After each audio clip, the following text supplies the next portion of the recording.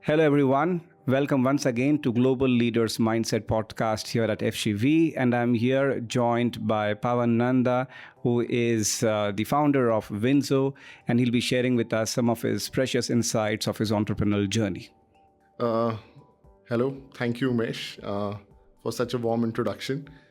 And it's of course my privilege to be here with you and discuss here in Brazil, in FGV's campus, and discuss WinZO's plan, of entering Brazil and capturing Brazil, scaling here. But before that, let me also sort of quickly introduce what is WinZO, what we really do, and how far we've really come in a really short span of time, which is just 6 years, right? So WinZO is India's largest social gaming platform. You can consider us something like a Netflix of gaming, where we partner with third-party game studios, gaming companies, could be different genres, integrate all of them in a single application. And then from a user standpoint, instead of them going about downloading different games, installing, uninstalling, they can just trust and rely on WinZO, have WinZO's app in their phone. And anytime they want to play a game, they can just launch it within WinZO's app. And each of these games are played in real-time multiplayer mode, really, really social. People can play and, not just play against live opponents, but can also do audio chat, video chat. There's like a big layer of meta on top of it. And just to give you a sense of the kind of content we're talking about, I think we are in a very, very challenging, rather highly competitive space. Because gaming is an ever-evolving sort of a genre, right? I mean, you have these casual games like Candy Match and Metro Surfer, Knife Up, Bricky Blitz, Solitaire, the quick gameplay, 2-3 minute gameplay. And then, of course, you have these mid-core games like Car Race, Shooting, Battle Royales. And in WinZO, there are about 100 odd games that you will see. These games are made by about 80 gaming companies. Some of them are Indians, maybe about 40 of them are Indian. Remaining 40 are global gaming companies which have integrated their content. And then we have been scaling it. Just to give you a sense of the scale, we started in 2018. It's been about 6 years of operations. We have about 200 million users in India. That's almost the size of population in Brazil, right? Yes. Coincidentally, yes, that's right. There's still a long way to go. Of course, India has a lot of users. So we have that kind of user base in India. The business is still growing very fast, growing profitable. And the idea was that we've really created something very, very unique. If you see, there is no other WinZO on this planet, right? I mean, there could be different games, different products, but it's a Netflix of gaming, where people are just literally, maybe getting bored of that game, but never getting bored of that platform. It's also helping game developers monetize from emerging markets like India in a much better manner. That led us to think that we should actually be having this as a global play. And we 6 months back decided to launch internationally. And Brazil was the first market for us. And like a lot of people ask, and you also asked, why Brazil, right? I mean, it's kind of uncanny. It's always going to have some kind of a curiosity that why Brazil is the first market outside. Curiosity in the positive sense, because the move is almost lateral, right? So rather than going upwards, you're looking laterally towards the emerging market context. Absolutely, yes. We are a very big believer of emerging market play in mobile gaming. I think in most mobile internet, over the next 5 years, majority of the growth is going to come from emerging markets. India, Brazil, these are the top 2 economies which are growing the fastest. When we thought about going global, there were different kind of risks a company has to take, right? First is the market risk, where let's say my product is working well in India, but if I go global and launch it in some other geography where the audience is very different, but the needs are very different, I will never come to know whether it was my product did not work because I picked the wrong geography, or it did not work because I did not have the execution chops to really pull off a global operations, right? So as a first geography that we wanted to launch in, we wanted to ensure that we will only take execution risk, we will not take any market risk. So the idea was to identify a market which is as close to India as possible. And like when we literally boiled the ocean, across all 190, 200 odd countries on the planet, we realized that Brazil is a market closest to India, whether in terms of the rate at which mobile phone penetration is growing, young demographics, time-rich audience, the way, global gaming, the way their gaming consumption patterns are. The top 10 games in India are, I think now 9 out of 10 games are in top 10 in Brazil as well. Okay. Highest number of mobile game downloads. If India is on number 1, Brazil is on number 3 or number 4.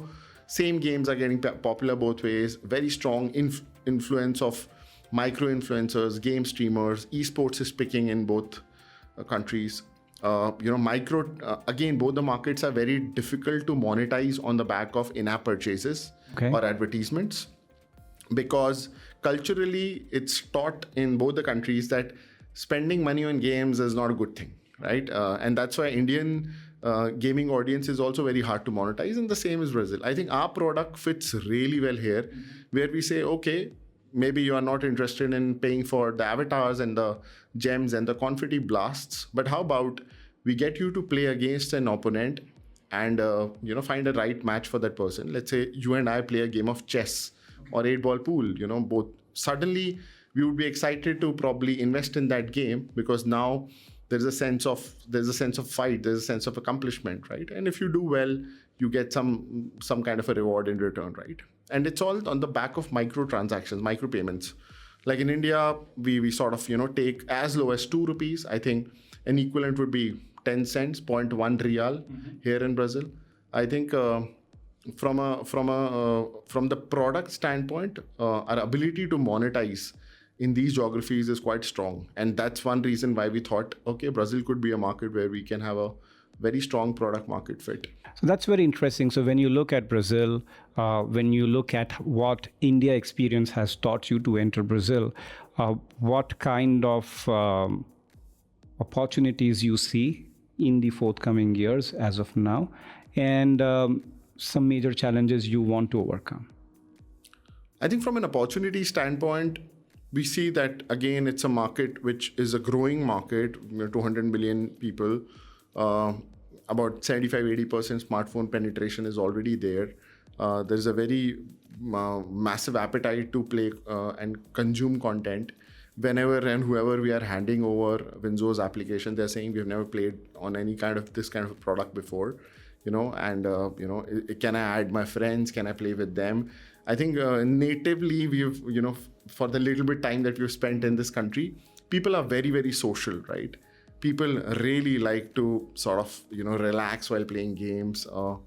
And I think we feel that the product will get really, absorbed very well in this geography. And hopefully 3 to 4 years down the line, we'll be able to get 80 to 100 million users in Brazil on WinZO. Simultaneously, we are also working very closely with the game developers. I think the content creators, game studios, very similar to India. Again, some of them kind of struggle to really monetize. There are some very limited folks who have been able to, let's say, get global success. But the beauty of gaming is that sometimes you don't necessarily need to get global success. You can make games relevant for your own local audience, culture-centric, localized theme games. But you find it hard to monetize in those geographies. I think with the help of WinZO, those game developers, game studios will be able to monetize their games in Brazil. I think so. That is again something that we're looking at. We are working very actively close to them. We're looking at investing in some of them, integrating their games on our platform. So as you're speaking, something I thought is that when you're expanding across a different continent, obviously you have to work with different policymakers. The regulations are different. And as we see with emerging technologies, the regulations are different. Same is the case as we see in case of artificial intelligence, right? So you're actually creating a new ecosystem out there. So how are you able to, let's say, understand and map these, let's say, regulatory policy challenges to keep WinZO right on the track? I think being well researched, and the thing as an entrepreneur, we usually enter territories which are white spaces, right? That's where opportunities are. And regulations only come when businesses are getting built, right? Unless these are white spaces where there is no business at all, even a policymaker does not really care to make a policy around it, right? When there is a game, there are rules around a game, right? When there's no game, who's going to make rules? The whole idea is to really, work very closely with the policymakers and make them explain, make them help understand the potential of gaming. I think now people are more aware. Not many people know that gaming globally is actually bigger than music plus movies combined. You can think about, okay, Bollywood is big and Hollywood is so big, but gaming is cumulatively bigger than music plus movies. It's like a subterranean river. Exactly. It's a $300 billion industry. Mm-hmm. And there'll be different models, different audience, different kind of content creators who will be, their business models will be different. Their products will look very differently. And you need to just embrace, the innovations on those fronts. I think that has been our approach with different policymakers, be it back home in India or maybe hopefully here in Brazil and maybe some other countries as well.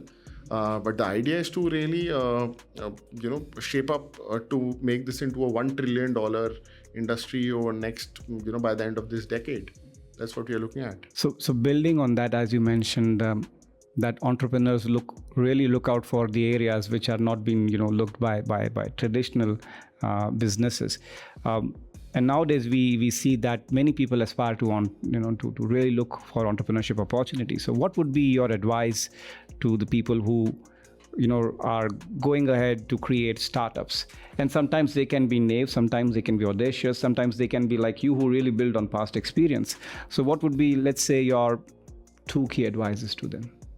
So I think this question, especially in this environment, is always very nostalgic because I actually became an entrepreneur when I was in a business school. When I was doing my MBA in IIM Calcutta, right after so it's a 2-year program. Right after I came back from my exchange, after the first year, I, along with my batchmates, we started off my first venture, which was basically called Zostel, and it is currently Asia's largest chain of backpacker hostels. It was never really, when you starting off is anyway very difficult, right? Because for most of the folks who start off, it's their first time entrepreneurs. So starting off in itself is very difficult. A lot of people, what they do is they put in a lot of burden to start off perfectly. And that's why I never end up starting, which basically means I'm going to get the right business plan. I'm going to get the right model to revenue, to profits. I want a perfect product. Only then I will start off. But that's not how it is. You need to, whenever you want to start off, you need to just pick a large space. You don't need to even pick the exact business model at the beginning. You need to pick a large enough space because essentially you will be living, thinking, breathing in that space 24/7, 365 for many years, maybe a decade, right? For example, hospitality was one space because I used to love traveling, right? Gaming again is another space when we thought of WinZO because both Soumya and I, we have, had our fair share of gaming experiences. And then once you are like in that space, that's when you start tinkering with ideas. Your first idea would never be correct. 99% of the times, you will just move on from there in a couple of weeks' time. But if you've spent enough time in a large enough space, then I don't think so. Anybody, there's almost anybody who starts off will not find a great, viable business model eventually in that space. So the first one, I would say one single advice here would be, don't wait for the perfect moment. Start off, gather some resources, borrow some funds from here and there. B schools, colleges, is the best time to start off because you don't have, you're not under social pressure of quitting a job or being unemployed, so to say. You might as well say that, hey, I was completing my college. Yeah, your grades might drop a bit. Mm-hmm. Sorry, professor. Mm-hmm. But still, regardless, you might as well strike gold. Right. The second advice would be, you need to always be very, very agile and perseverant. it's a 10-year-old cycle, starting off and seeing success and maybe do an IPO. And you need to hold your beliefs and all the assumptions very, very, very soft hands, very agile. I think if you are agile, and you're at it, extremely perseverant, then people will be able to figure out reasonable outcomes. I think that's at least what has worked for us. Success has never come in easy. It has taken its own fair share of time. I think perseverance is the only thing that has sort of, helped us hold our guns so far. So which leads me to the next question. I see that at least when I'm discussing with many other colleagues from different sectors, when you talk about perseverance and other qualities, people also try to associate these qualities with many Indian CEOs. That why there are so many Indian CEOs heading global companies, and we also see a fair share in startup as well. And you particularly stand out in this sense that you are the co-founder of WinZO, that's a major Indian startup and now entering Brazil. So it really puts you in this position to also think that what are the certain qualities of studying in India, or let's say being in an Indian ecosystem, which somehow gives, let's say, the senior management profile a distinct characteristic to become a global leader who is able to manage in different contexts of ambiguity, but also certainty as well. So what are your thoughts on that? No, it's a very interesting observation. And of course, we see a lot of big tech right now in the US and otherwise, having Indian CEOs or, those guys at the helm. If I think a little deeply into it, I think there are 2 or 3 reasons why it is happening or this phenomenon is happening. First thing is the Indian education system. We need to understand that there is a very massive focus on STEM courses, computers, sciences, engineering courses, all the tech courses essentially in India. There's a competition, where there are about 1 million students who prepare, for 3 years, 4 years, I don't know, since some folks, even since birth, to really qualify, among those million students, only a handful, maybe 5,000 people qualify to enter some of the prestigious engineering colleges.